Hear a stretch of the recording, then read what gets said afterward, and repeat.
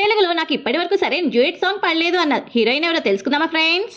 సంక్రాంతికి వస్తున్నాం సినిమా జనవరి 14 విడుదల కానుంది. ఈ సినిమాలోని గోదావరి గట్టి పాట వచ్చిన రీచ్ మామూలుగా లేదు. ఒక వైల్డ్ ఫైర్ లా పాకింది. కౌసల్య కృష్ణమూర్తి సినిమాతో ఐశ్వర్య రాజేష్ గారు మనందరికీ సుపరిచితమే. ఆమె మీడియాతో సంక్రాంతికి వస్తున్నాం చిత్రం గురించి మాట్లాడుతూ తెలుగులో నాకు ఇప్పటివరకు సరైన డ్యూయట్ సాంగ్ పడలేదు అని, ఆ లోటు గోదావరి గట్టి మీద పాటతో తీరింది అని తెలిపారు. వెంకటేష్ గారు లాంటి బిగ్ హీరోతో ఇంత అద్భుతమైన పాట చేయడం, అది ఇంత వైరల్ హిట్ కావడం చాలా ఆనందంగా ఉందన్నారు. వెంకటేష్ గారు మరియు ఐశ్వర్య రాజేష్ గారు కలిసి చేసిన గోదావరి గట్టు పాట మీకు నచ్చినట్లయితే లైక్ అండ్ కామెంట్ ప్లీజ్. తెలుగులో నాకు ఇప్పటివరకు సరైన డ్యూయట్ సాంగ్ పడలేదు అన్నారు. హీరోయిన్ ఎవరో తెలుసుకుందామా ఫ్రెండ్స్? సంక్రాంతికి వస్తున్నాం సినిమా జనవరి 14 విడుదల కానుంది. ఈ సినిమాలోని గోదావరి గట్టి పాట వచ్చిన రీచ్ మామూలుగా లేదు.